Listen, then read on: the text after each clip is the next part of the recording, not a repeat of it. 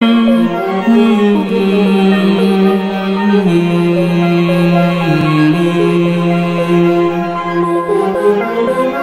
و نصلی علی رسولہ الکریم، اما بعد، بسم اللہ الرحمن الرحیم۔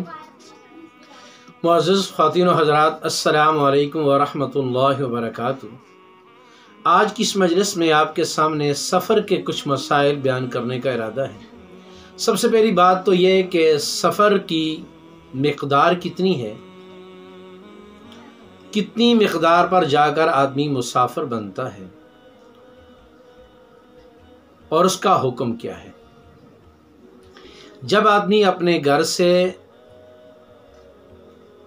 نکل جائے اور جو اس کی منزل ہے، آدمی کے گھر اور جہاں پہنچنے کی منزل ہے، اس کے درمیان فاصلہ اگر 3 منزل کا ہو تو یہ آدمی مسافر ہے۔ 3 منزلوں میں سے ایک منزل کا جو مقدار ہے وہ 16 میل ہے۔ گویا کہ آدمی کے گھر سے لے کر منزل تک 48 میل کا فاصلہ ہو تو آدمی مسافر بن جائے گا۔ اب چونکہ یہ میل پرانے زمانے کی بات ہے اور منزل بھی پرانے زمانے کی بات ہے، آج نہ منزلیں موجود ہیں نہ میلیں موجود ہیں، آج تو کلومیٹر موجود ہے۔ تو آج کی اصطلاح میں کتنے کلومیٹر پہ آدمی جا کر مسافر بن جاتا ہے؟ آدمی کے گھر سے لے کر منزل جہاں اس نے پہنچنا ہے وہاں تک کا یک طرفہ فاصلہ اگر 77 کلومیٹر ہے تو یہ آدمی مسافر ہے، اور اگر آدمی کے گھر اور منزل تک 77 کلومیٹر کا فاصلہ نہیں تو یہ آدمی مسافر نہیں ہے۔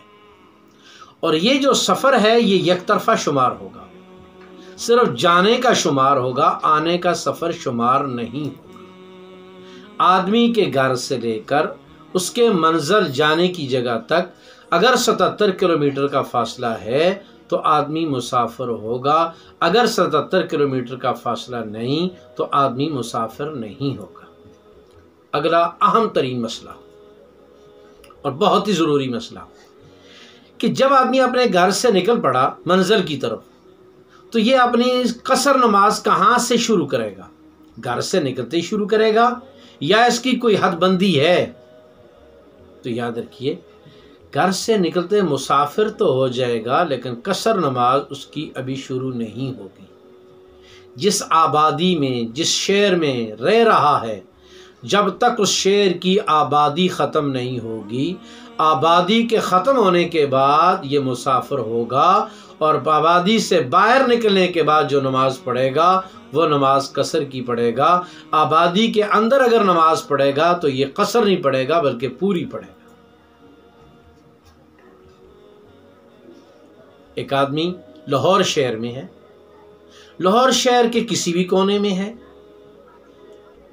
تو اب یہ آدمی لاہور شہر سے کینٹ سے نکلا اور جا رہا ہے یہ راولپنڈی، تو جب تک یہ لاہور شہر کی آبادی کو کراس نہیں کرے گا، اور اس کی میں مثال عرض کر دیتا ہوں، مثلا لاہور شہر کی آبادی جا کر شاہدرے ختم ہو جاتی ہے، شاہدرہ ختم ہونے کے ساتھ لاہور کی آبادی ختم ہو جاتی ہے، تو اس آبادی کے خاتمے کے بعد یہ آدمی جا کر اگر نماز پڑھے گا تو قصر پڑھے گا، اس سے پہلے اگر نماز ادا کرے گا تو یہ پوری پڑھے گا۔